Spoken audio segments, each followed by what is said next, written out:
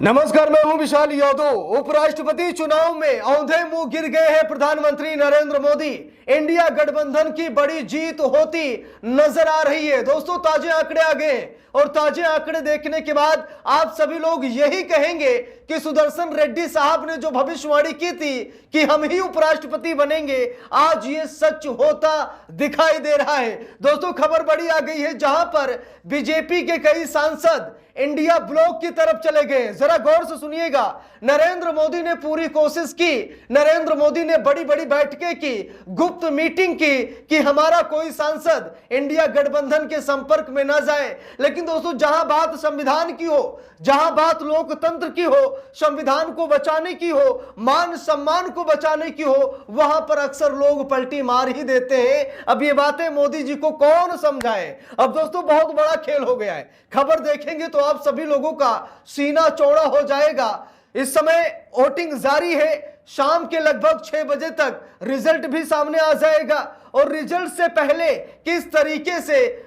बवाल मचा हुआ है आप सभी लोग जरूर देखिएगा। लेकिन दोस्तों, एक छोटा सवाल पूछूं मैं आपसे। अभी मैं आपको आंकड़े दिखाता हूं, लेकिन उससे पहले एक छोटा सा सवाल है। आप लोग इंडिया ब्लॉक के सुदर्शन रेड्डी के साथ खड़े हैं या फिर एनडीए ब्लॉक के राधा कृष्णन के साथ आप लोग खड़े हैं? कमेंट बॉक्स में जरूर बताइएगा, क्योंकि आपका भी आज वोट देखा जाएगा कि आप किसके साथ खड़े हैं। तो कमेंट बॉक्स खुला है, आप लोग जवाब दीजिए, बताइए कि आप किसे उपराष्ट्रपति के तौर पर देखना चाहते हैं, इन्हें यानी सुदर्शन रेड्डी को या फिर इन्हें सीपी राधाकृष्णन को। कमेंट बॉक्स में जरूर बताइएगा। दोस्तों, बात यह है कि बहुमत के लिए 391 वोटों की जरूरत है, यानी कि 391 सांसदों के समर्थन की जरूरत है। अब नरेंद्र मोदी कहां से लेकर आएंगे, क्योंकि मोदी जी के कई ऐसे सांसद हैं, कई ऐसे घटक दल हैं जो मोदी जी से नाराज हैं। अरे, चंद्रबाबू नायडू और नीतीश कुमार भी बहुत बड़ा खेला करेंगे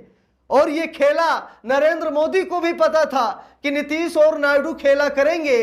इसीलिए नरेंद्र मोदी ने बहुत बड़ी रणनीति बनाई, यानी कि पोलिंग एजेंट एक टीडीपी का और एक जेडीयू का रखा है। जरा गौर से सुनिएगा। नरेंद्र मोदी ने सोचा कि जब पोलिंग एजेंट एक टीडीपी का हो जाएगा, यानी चंद्रबाबू नायडू का हो जाएगा, और एक पोलिंग एजेंट नीतीश कुमार का हो जाएगा, तो इससे हमें वोट मिल जाएगा। लेकिन चालबाज की चल सकी यहां ना कोई चाल, और चालबाज को ले चला आज यहां से काल, यानी कि प्रधानमंत्री नरेंद्र मोदी की चालाकी धरी की धरी रह गई। अब देखिए, यहां पर बहुमत के लिए 391 वोटों की जरूरत है और नरेंद्र मोदी ने क्या खेल खेला है आप सभी लोग यहां पर देखिए। लिखा भी है सीपी राधाकृष्णन के पोलिंग एजेंट। देख लीजिए, यहां पर नरेंद्र मोदी ने जो चालाकी दिखाई है वो चालाकी आप सभी लोग भी देख लीजिए। लिखा है सीपी राधाकृष्णन ने, यानी कि नरेंद्र मोदी के उम्मीदवार सीपी राधाकृष्णन ने टीडीपी के यानी चंद्रबाबू नायडू की पार्टी के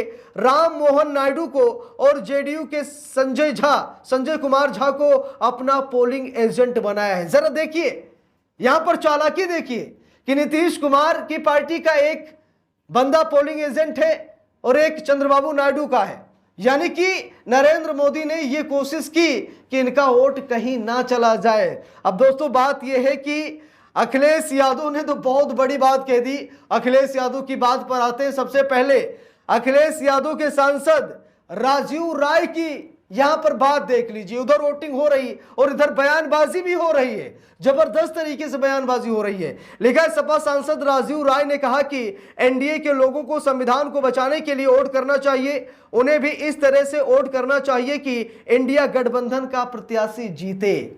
अब गौर से सुनिएगा, सपा सांसद है राजीव राय और राजीव राय ने कहा कि एनडीए के भाजपा के सांसदों को देखना चाहिए कि संविधान किस तरफ बचेगा। अगर सीपी राधाकृष्णन को वोट देंगे तब या फिर सुदर्शन रेड्डी को देंगे तब। अजय यहां पर राजीव राय ने तो साफ साफ कह दिया कि इंडिया ब्लॉक का समर्थन कीजिए और संविधान को बचाइए। अगर आप संविधान को बचाना चाहते तो इंडिया गठबंधन की तरफ वोट दे दीजिए।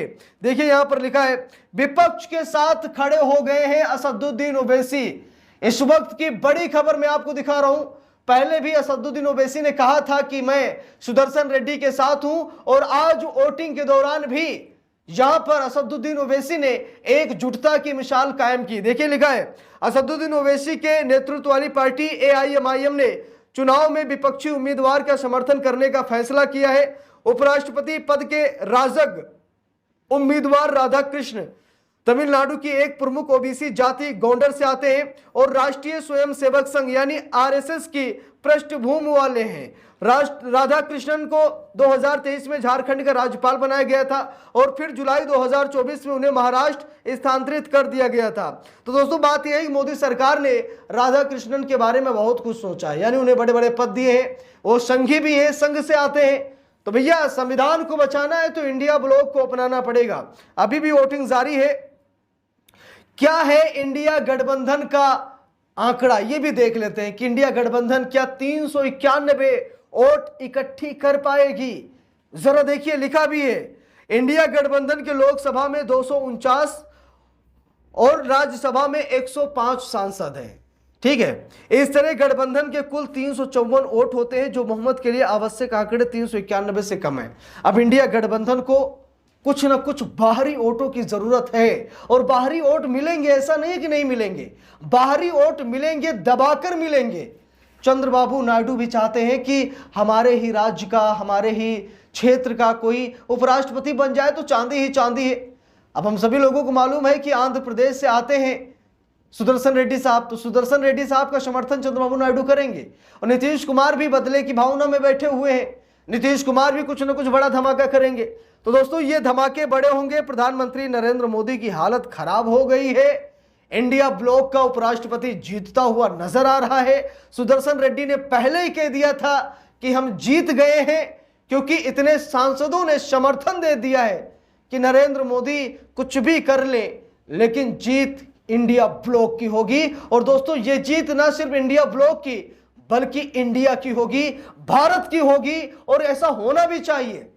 आज राष्ट्रपति द्रौपदी मुर्मू हैं तो नरेंद्र मोदी ने उनके नाम का प्रमोशन किया था, उन्हें चुनाव लड़ाया नरेंद्र मोदी ने, तो आज वो राष्ट्रपति हैं। यानी कि नरेंद्र मोदी द्वारा एक हिसाब से इनडायरेक्टली आप कह सकते हैं कि राष्ट्रपति एनडीए की है, वैसे तो पूरे देश की है, लेकिन अब मोदी जी भाई नाम लेकर आए, प्रत्याशी उतारना पड़ता चुनाव में, तो भाजपा ने, एनडीए ने राष्ट्रपति को चुना। तो अब बारी उपराष्ट्रपति की है तो इंडिया का होना चाहिए। कुल मिलाकर बात यह है कि उपराष्ट्रपति इंडिया का होना चाहिए। इंडिया मतलब हमारा पूरा देश और विपक्षी पार्टियां। अब आप सभी लोग समझदार हैं, कमेंट करके बताइए कि कौन बाजी मार रहा है, कौन हार रहा है।